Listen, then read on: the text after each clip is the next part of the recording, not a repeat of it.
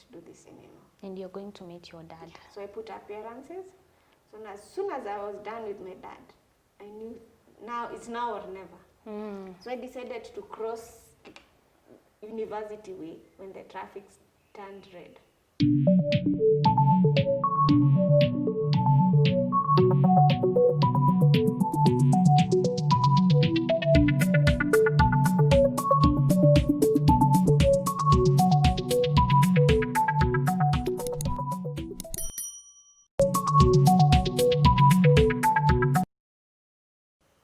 You are not a victim for telling your story. In fact, you have set the world on fire with your truth. Your light, your warmth, and your raging courage is what someone out there needs. What is your story? Njeri is my guest today. She said she was raped twice and she tried committing suicide 5 times. But now she's a mental health ambassador. Welcome to Unfold. My name is Hildah. Catherine, karibu sana. Karibu. Thank you. I'm sure you're ready to unfold. Sure I am. And I love the part that you have said you're a mental health ambassador. But before you being a mental health ambassador, there is a story. And that is the story we want to talk about today. So tell us about yourself. Who's Catherine?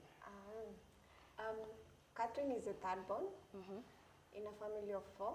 I'm basically the youngest daughter. So I'm basically daddy's girl. Daddy's girl. I'm a HR by profession. Okay.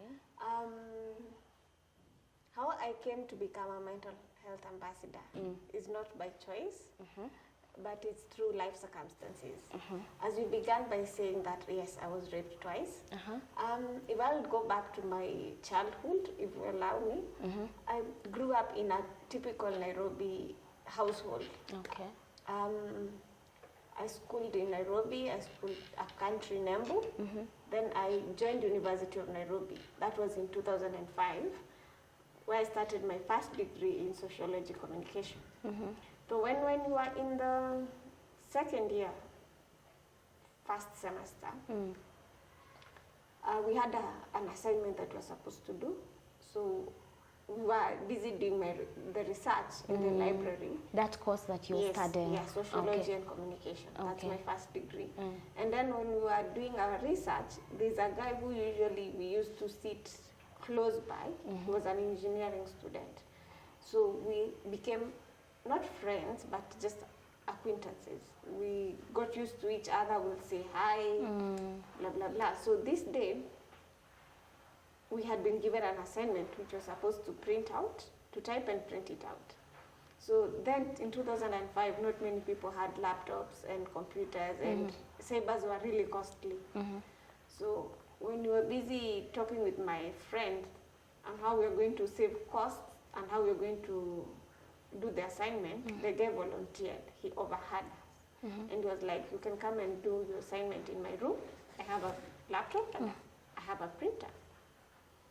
So we were like, okay, fine, let's just go and do it.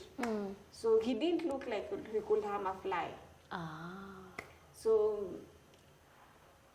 we went to his hostel. I remember it was a Friday. He was staying alone? Yes. Alone? No, it was the campus hostels, but then he was sharing. Oh. Yeah, but then it was at the ground floor. I still remember the room. So my friend was the first to start hers. And as soon as she was done with hers, her dad, who was a lecturer, called. And he was like, blah, blah, blah. I'm in campus, come for your upkeep money. You know how campus girls are with money. Yes. She totally forgot all about me. And she was like, Kate, I'll just have to leave you.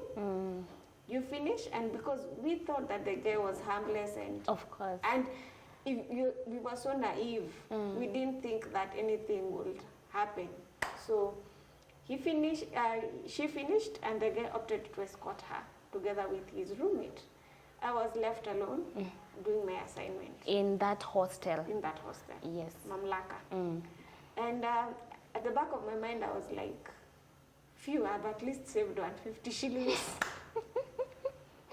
Umepata mali pa kufanyia. Yeah, so the guy didn't take long to come back. But then when he came back, he was all alone. His roommate was not there. So, and then I noticed there Could you tell the age of this guy? Was he older than you, or you were like age mates? He was like 2 years older. Oh. Because he was in his 4th year while I was in my 2nd year. Oh, okay. So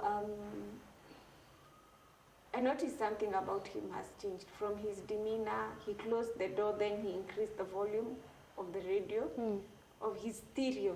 Those days they were called stereos, you know, those music sets. Actually, it was like a music set. So I was worried, like, why are you increasing and why are you closing the door? And then he even like removed a packet of protection from his trousers. I'm like, are you serious? And you know, I tried to tell him, like, I had saved myself for marriage. Like, I was very proud of being a virgin at 20. You were a virgin? Yes. Okay. So I tried to scream, but then the music stifled my screams. When did you feel like you want to scream? Is it when he removed Immediately I saw the condom. The condom? Yeah, I was like, here comes trouble. So when I tried to scream, I realized like the music was stifling my voice. And then also when I tried to, you know, I'm small. So even when I was trying to get aggressive, he overpowered me. So he thought I was kidding. So when you screamed, he came for you? No, when he screamed, it couldn't deter him. Because he was trying to stop you from screaming? Yes. Okay. And like he now started becoming aggressive. So he overpowered me because I'm small and all that. So after he managed to get hold of me completely, and he raped me. Then it's when he discovered that ideally this girl was, for real, this girl was a virgin. So he hit me and he was like, so you're a virgin? Dress up and then go home. I remember it was raining. I used to stay at home. We used to stay in dorm home. I cried and walked all the way from Mamlaka Road to town. And at the back of my mind, I was like, I didn't know even if the protection broke because it was so aggressive. Like, what was the situation at that moment? Because I'm imagining you are naive, you're a young girl who is still a virgin, and then this man rapes you, and then now you're leaving his place, going back home. What was going on your mind? The first thing that was going on my mind was like, I was asking God, why? Why? I had kept myself. Why did it have to be now? Why did it have to be now? And then I felt so undignified. I felt like there was a vacuum. And then it was a mixture of pain, hurt, both emotional wounds, and then I was physically wounded because other than him hitting me, he had defiled me. Yes. And the first time by hitting you, he was violent. Yes. What? So I left there like cursing. I cried and my tears were washed in the rain. I didn't even notice that it was raining and all that. And this time, do you have your phone? Then I had my phone, but I didn't even think of calling or telling anybody. So while I went home, I didn't even feel like showering. I didn't feel like talking to anybody. I didn't even have dinner that night. So the following morning, something told me, Catherine, you're not sure if the protection burst or not. Yeah, of course, so possibilities of getting So just go to Nairobi Women's Hospital. So I took myself there. Your family could not tell there's something different with you on that day? I just came and said I'm not feeling too well. So early in the morning, I think it was a Saturday, I was the first person to rise up. And I took myself to Nairobi Women. So I explained to the receptionist what had transpired. And she was like, okay, this is the protocol here. We'll have to treat you. But before we treat you, we also have to get you to see a counselor. As in, treatment is all inclusive. That's the medical intervention as well as psychosocial support. I was like, if you want to give me the ARVs, the post-exposure ARVs, and you're tagging that I have first to go see a counselor so that you give me that, I'd rather be HIV positive than speak what's going through my mind right now. I don't feel like talking to anyone. Because a counselor can come afterwards. Yes, but I think that was the greatest mistake I did. Because when I didn't speak, I didn't reach out to somebody, I covered up whatever was happening inside. Yes. And it reached a point that the volcano just erupted. So she noticed that I was stubborn. So she agreed that I get the post-exposure ARVs. And then when I'm ready, I can come for counseling. Thankfully, she helped. You didn't think of reporting? I didn't think of reporting because of two main reasons. One, I felt like I was airing my dirty linen in public. Okay. Because I know everybody will be like, so this is the girl that was raped. And secondly, there is so much stigma. It's okay to say your phone has been snatched, but it's different it's different now. Like me telling my dad, I've been raped. How will I start? How? So I think it's because I've been raised in a typical conservative African family. So anything about sex, the birds and the bees, we hardly talk. Of course. So I didn't even know, like, if I was to talk to somebody, he'll have been the first person I'll have told. So I went on behaving as if life was well. But then after a month, the vacuum was so deep. You know, like when I was raped, a feeling or a sense of self-worth that I had just got disintegrated. Yes. So it left me with a vacuum that I didn't know how to fill. Yes. And then I could always feel like I can't associate myself with guys my age. Like I wouldn't even want to take advances from a guy with your age. Yes. Because so now they remind me of him. So I sought solace in this older man. I noticed like my dad is so protective and so good to me. Oh, okay. So I found that these older men were like my dad. They are protective, they can't hurt a bee. Not knowing I was digging my own grave. Why am I saying digging my own grave? No, they started now like using me. You see, in the sense that they'll come pick me in the hostel room. So now sleep with me. Now you're dealing with older men. Yes. Okay. I couldn't like my friends up to date make fun. They're like, Catherine, I couldn't trust you with my boyfriend, but I could trust you with my boyfriend, but I couldn't trust you with my dad. Wow. That was how bad it was. That was how bad it was, indeed. So I found myself going out with these rich older men. Rich older men. Yes. And then to the outside world, remember I have not told any soul. And that was during your campus days? Yes. Okay. So remember I've not told any soul that I was raped. It's just me and God and the other party who know whatever transpired. Yes.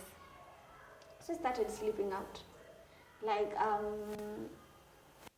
even my dressing changed.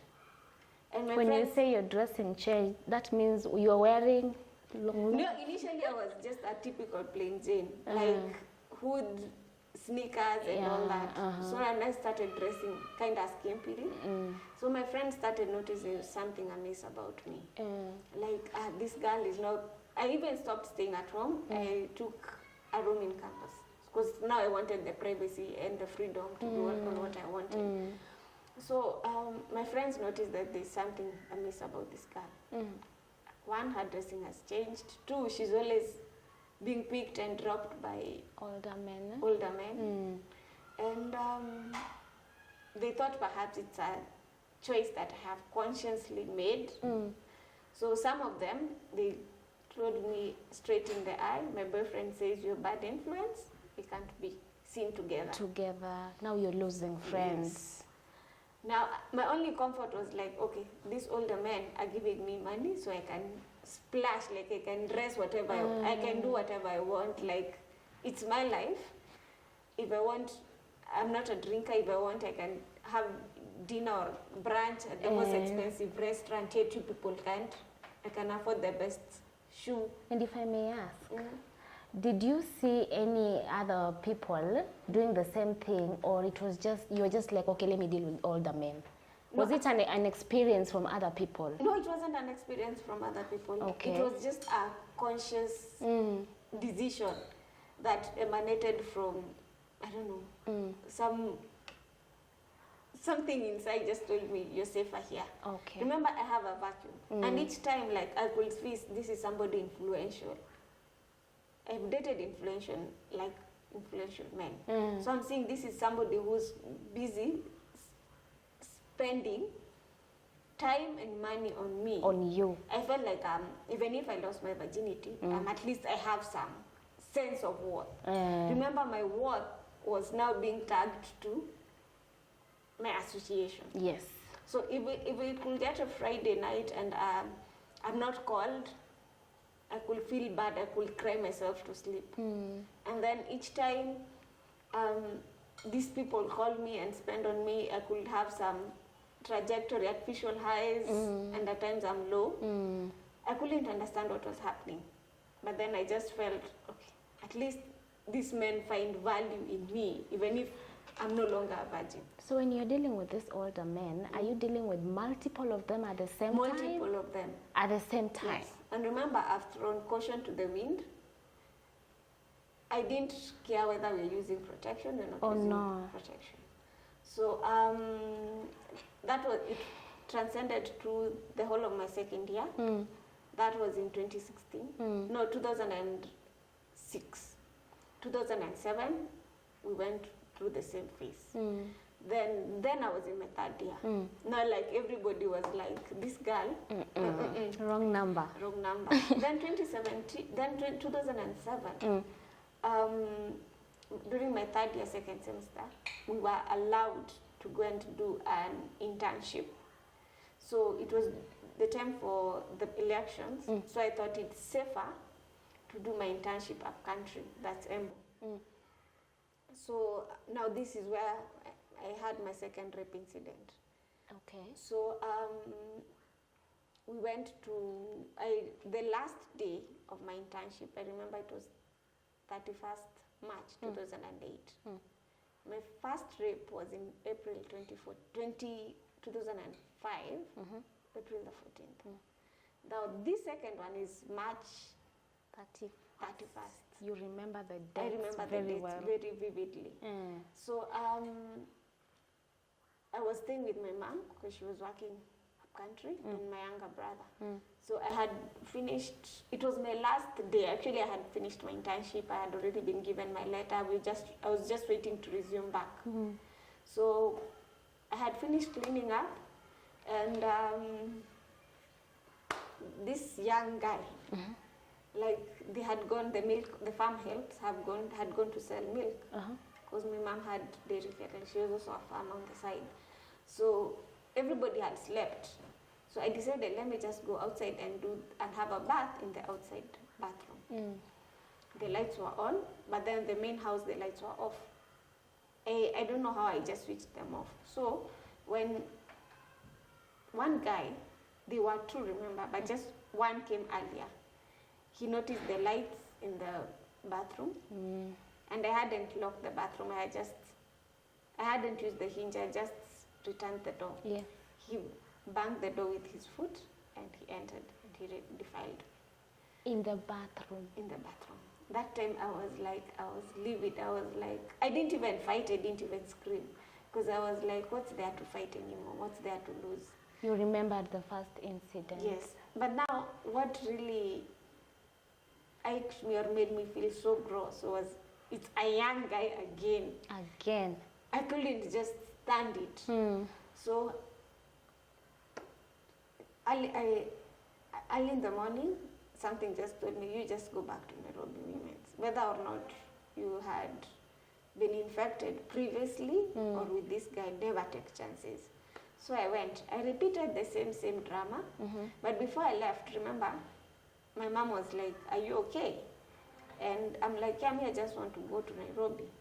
Then she's like, maybe she just misses the dad. So that's why she goes. She's gone, sorry. I was on post-exposure ARVs for another 1 month.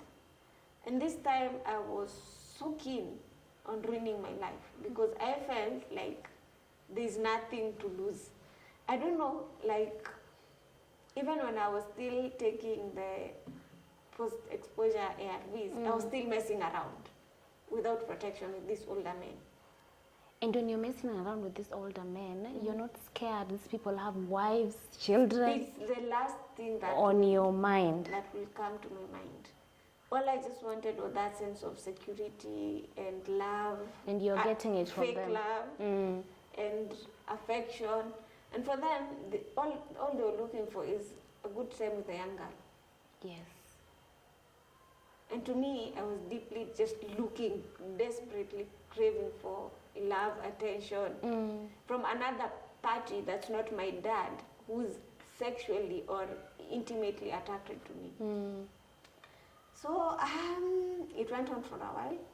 No, depression started kicking in completely. And the first signs of it was I lost focus on my studies. I could miss classes and you'll find me just out with this older man. I threw caution to the wind. Like, I don't know you. We just met maybe in a restaurant, in a fancy hotel, and yeah, it just happens. So typically, I would say I was the lady of the street. But now I wasn't in Koinange or I was not in the red light districts. But yeah, that's what I was doing. Moving on, depression started kicking in. I now started feeling like suicidal tendencies are creeping in. So my birthday is in November 20th. So that's November 20th, 2008.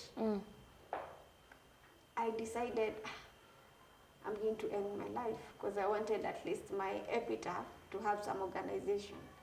But then that week I was trying on ideas. Then we never had Google.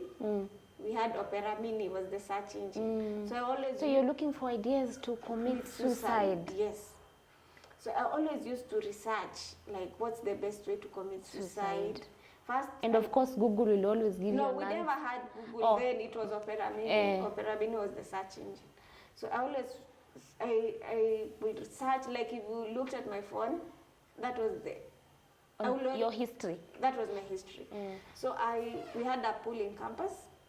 I thought, if I try to jump into the pool, chances are that somebody will pick me because the pool is always manned. The second thing I could do was dive into traffic, but I also thought maybe I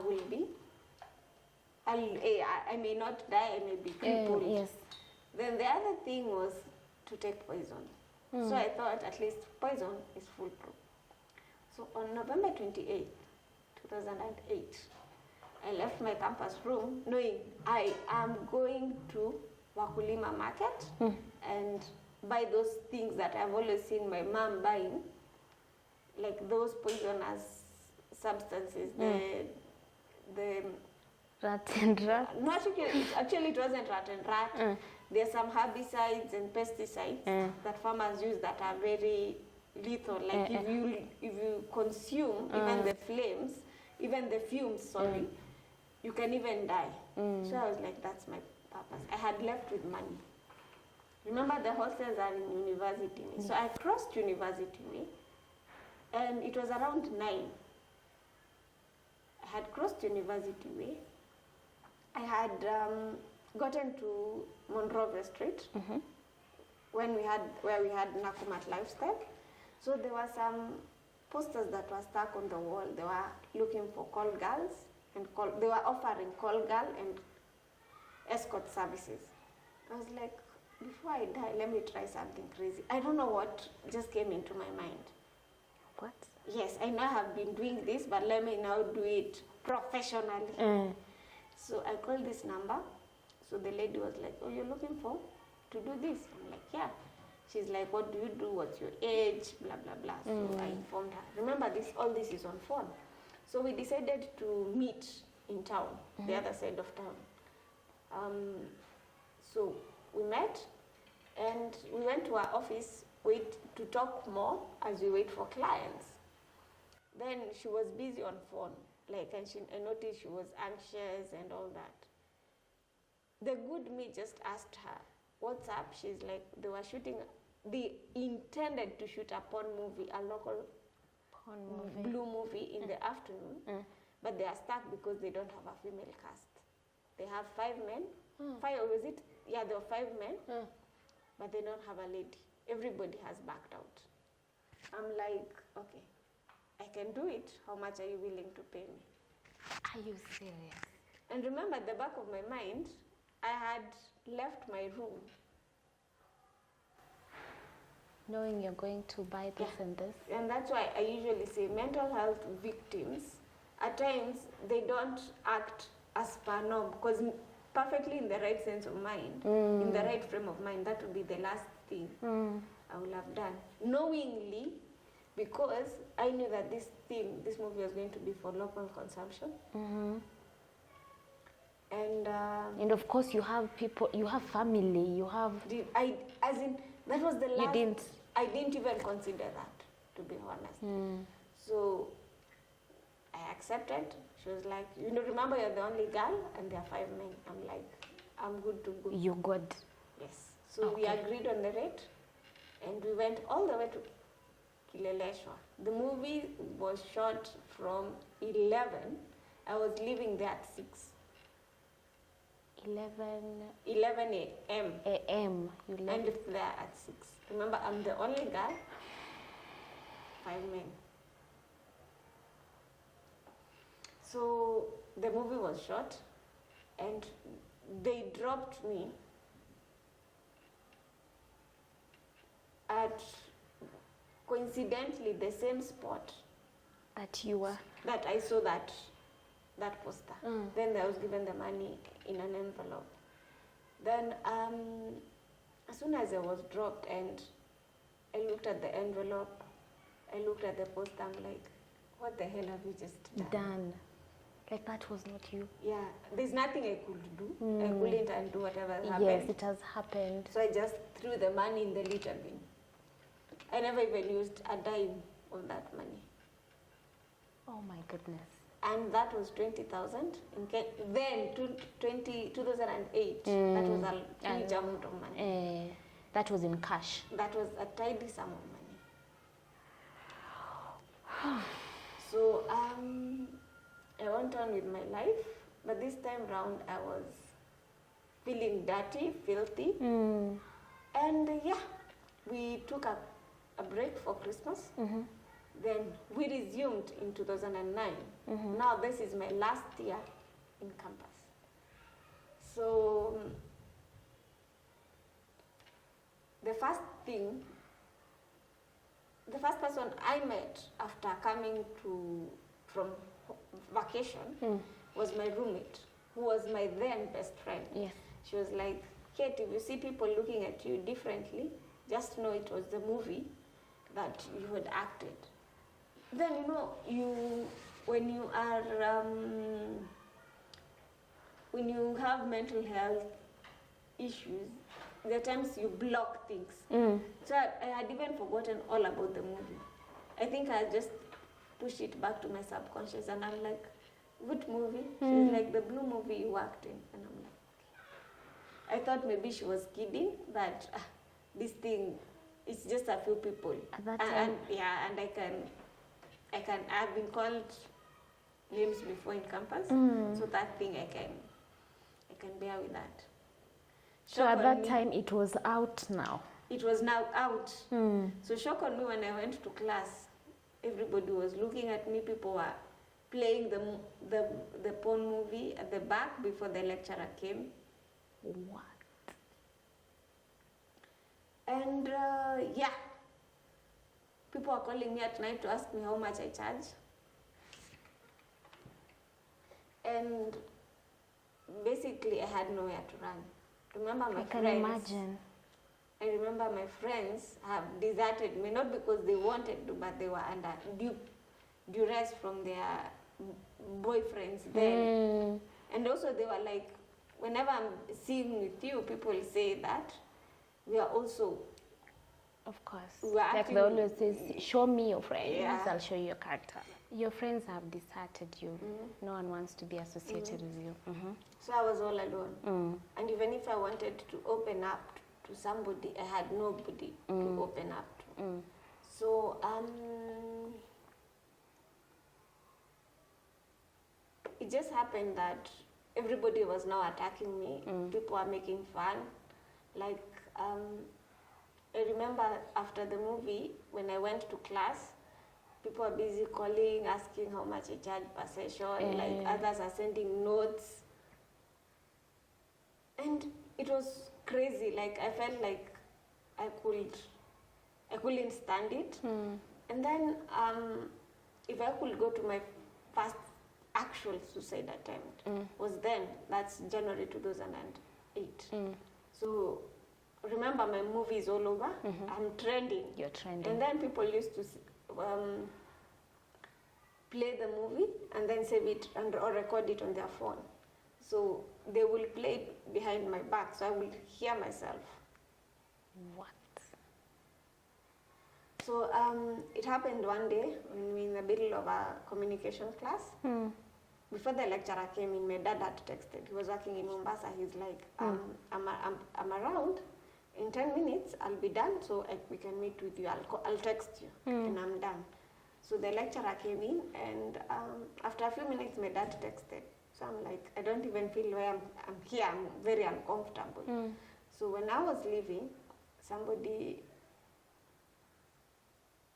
commented in a loud voice, she's going to shoot season 2. Season 2. And then I remember that was when we had season break, season 2, so everybody knew all about season 2. So I was like, I can't do this anymore. And you're going to meet your dad. So I put appearances. So as soon as I was done with my dad, I knew now it's now or never. So I decided to cross University Way when the traffic turned red. And God was with me. And the car just hit me on the leg. And I remember the traffic lady who was manning traffic that day, she looked at me and she was confused. Like, she knew I was intentionally trying to take my own life by jumping into traffic. And there was nothing she could do. I think she was in so much shock. So when I noticed, like, okay, my first suicide attempt has flopped, I was busy. I went to my room and cried. I was so angry with God. I was like, why give me extra chances in life when I don't deserve it and I don't need them? So I was there still contemplating and planning on how to take my life. Then my friends knew that there was something amiss with this girl, like totally. And if we don't do anything, we may not be talking to her, but she needs help. So they referred me to the university counselor.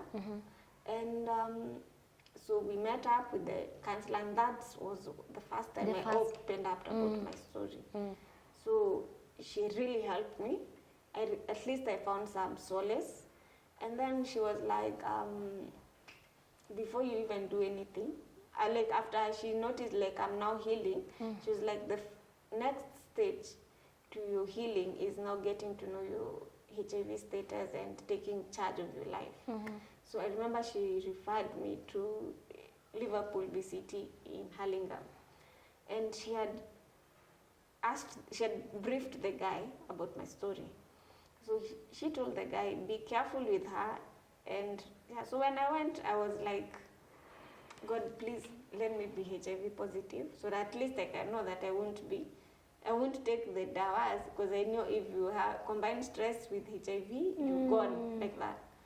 So the guy, he started the pre-test counseling, and I'm like, so when he was busy filling up the form, he started asking me, it was just courtesy sake, because he already knew my story. He was like, it's okay, so how many men have you had unprotected sex with? I'm like, he started 2, I'm like, no. 20, no. I'm like, let me give you a range. I think maybe between 50 to 100. And then he was like, and you are sure you want us to continue with this test? I'm like, yeah. At the back of my mind, I'm like, God, let the results just turn like positive. So when the results came negative, he was like, thank God. And he was telling me to thank God, but at the back of my mind, I was like, I wanted them to be positive. At least I wanted to die quickly, because life was just... You were tired. I was tired. I got a grip over my life for a while then, but I still had this vacuum, and I still messed around, but at least I had reached out to somebody. So after the counseling, you still messed around? I still messed around, because I still felt like there's a vacuum. I hadn't completely healed, but at least I was in a better space emotionally, because I had talked to somebody. Though a little bit late, because if I had spoken and got help the first time the rape incident happened, I wouldn't have made all these mistakes.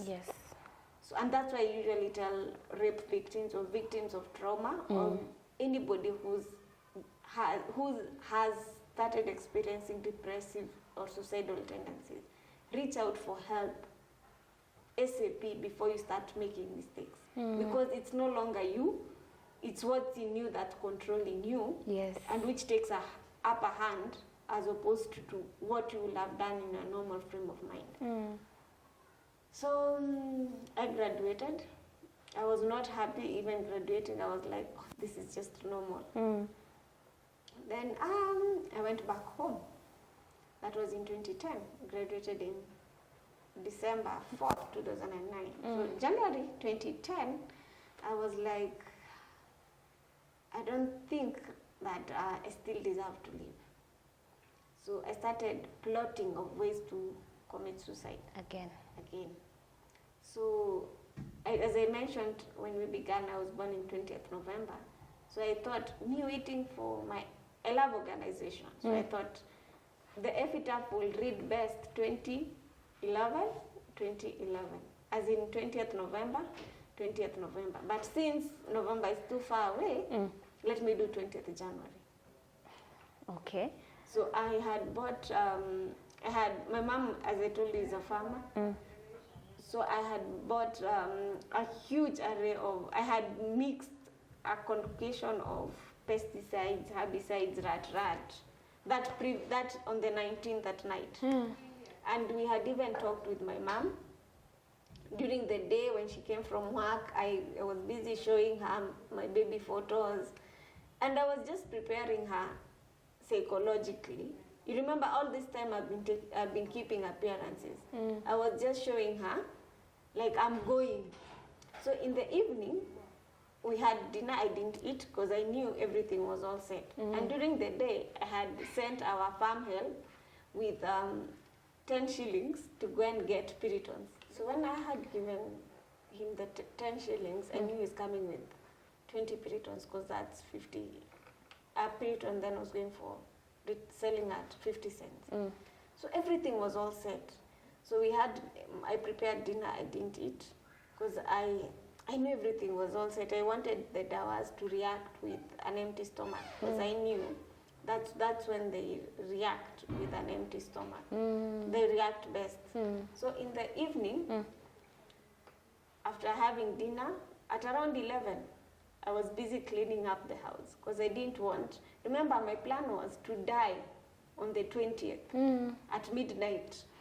So I had washed the house, I had cleaned up the house so that people will not come to a matanga in a dirty house. Oh, Captain. I remember even calling my friend, my best friend, who had actually stuck by me all through this wine. And I told her, Shiko, I'm committing suicide, and these are the songs I want to be sung on my burial. She laughed it and she was like, wewe uko na bangi zako tu, ni zile bangi zako. You know, they had already accustomed to knowing that I'm crazy. Like if this girl can be in a blue movie, she can be going out with this older man, and she's just crazy. She thought I was kidding. And I always tell people, when somebody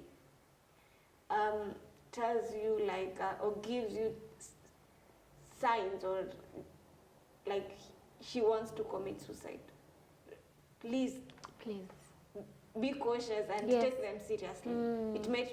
They may not be joking. They may be saying that with a smile, but beneath that smile, there's a wounded soul. Yes. So I finished. I told her, Yani, you think you are God's PA, that you know the people who are going to die today, and I'm not on that list. I hanged up. Then I took the dawas, and remember it's in Shanks. So I took the dawas, I took the Briton, and the empty cup that had the whole concoction, I decided to go and throw it in the pit latrine outside. And remember, the pit latrine is 6 feet deep. And I covered myself waiting to die. Nothing happened. After 30 minutes, that was now some minutes past midnight, I started vomiting profusely. I felt like my insides were coming out. Yeah. So I knew, like, this is what I had anticipated, a peaceful death. But here, right now, I'm just vomiting. I'm doing nothing. It has backfired. It has backfired. So I went and woke my mom up. She thought I was kidding when I told her I've taken poison.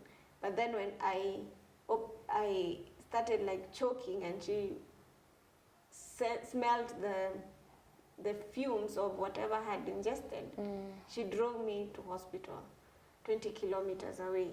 And remember, nobody in my family knows what happened to me. So while we were there, and I'm in hospital, I was in so much pain. Remember, I'm throwing up, and I'm being, like, everything is being removed through pipes, like the poison, and it was so painful. I'm angry at God. Why haven't I died yet? Like, this is my second attempt. Why haven't I died yet? So I remember my mom crying and asking God to spare my life, and she even asked the nurses, "Are you sure she's going to survive this night?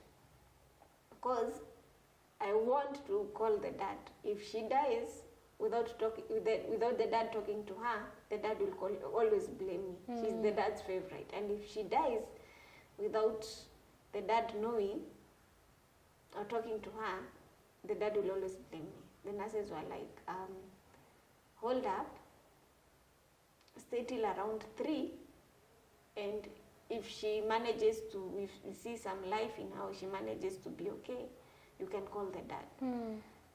And by 3 I was okay. I wasn't dead yet. There was life in me. So my mom called my dad. He was still in Mombasa, so he flew in the morning. By 11 he was in the hospital.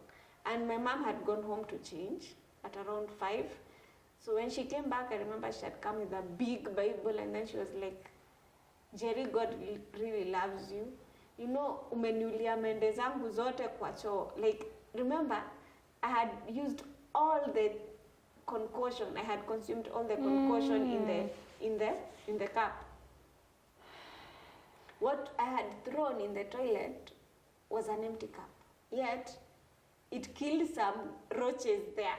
So she was wondering what was happening now to my insides. Like, she was just... So when the doctor came, And now I could talk. They were like, now they needed to know why I had attempted suicide. So that's when I opened up. So the doctor recommended that once I leave the hospital, I go seek further counseling. Because it's like I hadn't healed. So while I was there that night, remember it's the second night now in hospital, I was able to eat, like all the pipes were removed and I was able to eat. So my family had brought in some fruits. So when they had left, I felt, God, why? So I removed, then NEMA was not active, so I had removed the plastic paper that had carried the fruits and tried to suffocate myself in hospital. I'm still on drip. Oh my goodness. The nurses had just left and I tried to suffocate myself with the paper that had carried the fruits and tried to cover myself. You had literally given up. No. I stayed there for like 40 minutes and nothing is happening. Like I had tied the polythene paper at my neck so tightly and I had covered myself and nothing is happening. I gave up and I just removed the paper and threw it down. So when I left I stayed in hospital for a week. And remember now, like I was telling God, this is my third attempt. Like I tried suffocating myself. I was still weak, like my organs were still weak. So I knew I was going to die anyway. So my dad recommended that I go with him in Mombasa. That's where I could get counseling. So we went to Mombasa. So I used to go for counseling every day. And I remember my first class, we were tasked, because we were in a class, to write something about us. I remember I just wrote 3 words, I hate myself. And even when we were going through counseling, I was so angry. Like I was still searching of ways to kill myself. I felt like no matter how much people try to help, no matter how much interventions I'm giving, I'm done. I remember my dad, when he used to come with the newspaper, the first thing I'll brush through is the obituaries, and I look at the people in the obituaries and I'm like, these people are lucky. Nothing. Yes. So I remember that is still in late January, early February 2010 now. And within 3 weeks, I had attempted to take my life like 4 times. Remember, from the time I took poison to now I'm going through counseling. Now my 4th suicide attempt now is like I had just left the counseling class and I was like, I think I'm going to hang myself. I've tried everything, we don't have a jiko. Even after counseling? Yes, I've tried everything. We don't have a jiko in the house. So that at least I could like suffocate myself using the jiko. I knew maybe the carbon monoxide, the fumes will make me sleep peacefully. But I knew maybe let me now try strangle myself. So I waited for my dad to travel to Nairobi I waited for my dad to go to work. And once he had gone, I cleaned the house. I took a rope.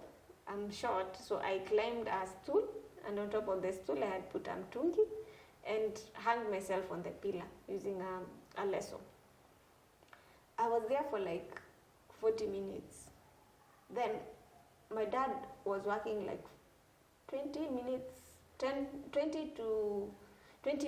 drive, and in case there's no traffic, 15 minutes he'll be home. Something told him to come and check on me. So when remember I'm in the kitchen, the shock, like there was somebody opening the main gate, made me jump from up there to down. I fell on the floor with a thud. So I was like, not again. Why are people stopping me? And you know what happens when you're suicidal? If one attempt flops, you give up on that attempt. Like now you are going to what's try next? Another one. So I cleaned myself, like I wiped my eyes before my dad now got into our house, our main house door. So he found me, like, he could see I was TRE, but he assumed I was still not yet healing. I was still in the process of healing. I hadn't yet healed completely. But he never knew that he'd just saved my life. Like, he'd come at the nick of the moment. If he hadn't come, it would have been a different story. It would have been a different story, because the shock of somebody opening the main gate made me fall on the floor. And I had tightly tightened the rope. So, yeah, that was my fault. So, still, I now had one. I told God, I'm giving the last try. 5 is my last. So after a week, my dad traveled to Nairobi. But previously, I had known that people in Mombasa commit suicide either jumping through Njeri Bridge or the Likoni. The Likoni.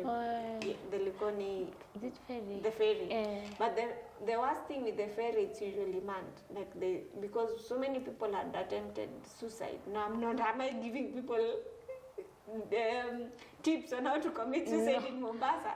But so many people had taken their lives there. So they had brought in some security people and some speedboats and protective gear to collect anybody they're always there, by the way. So I knew there I'd be collected, and if I'm picked from there, I knew the next place my family is taking me is Mathare. So I was like, no, the only other place is Njeri Bridge, which was close home. It was like 5 minutes walk. So during the day, I had patrolled the area, and I had seen the whole place was barricaded because some cars were getting into the water because they lost control. So the whole place was barricaded, but there is a place where the barrier had been removed on my right. So I knew this is the right spot. So I waited in the evening when my dad had traveled to Nairobi. I had left my phone in the house.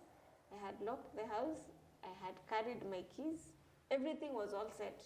But this time I was not telling anybody or goodbye, because I knew this one was going to be foolproof.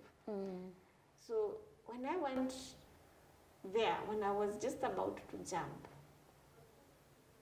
a car, and you remember it was around 11 at night.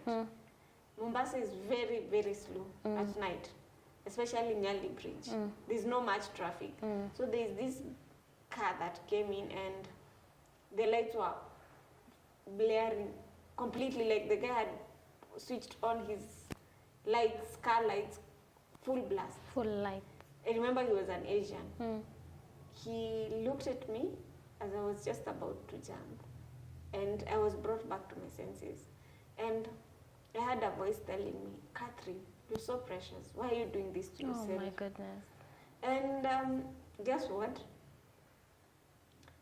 I just sat there and reflected on my life, and I was like, I'm not going anywhere. You've tried this 5 times. It's not working. It's not working. The best thing you can do for yourself is make the best out of your life. I remember I went back home. That night I danced the whole night, and I think that was the last suicide attempt. And that has been my journey. But that was now pre-suicide. I now have the post-suicide. Okay. So post-suicide, I discovered that my journey through recovery is through speaking out and helping others. Because most of the time I know, and even for the people who I've interacted with them who have suicidal tendencies, they heal by healing others. And that's where I am right now. So despite the odds, I still went back to the same university that had bad memories for my second degree. That's my master's, and I managed to make something out of my life. From 2 rape cases to 5 suicidal attempts, Catherine is here and she has shared her story. It's been a journey, but she's still strong. Now she's willing to help other people who have undergone rape and those people who have mental illness. Watch out for part 2, because in part 2, she's going to help you recover and overcome mental illness.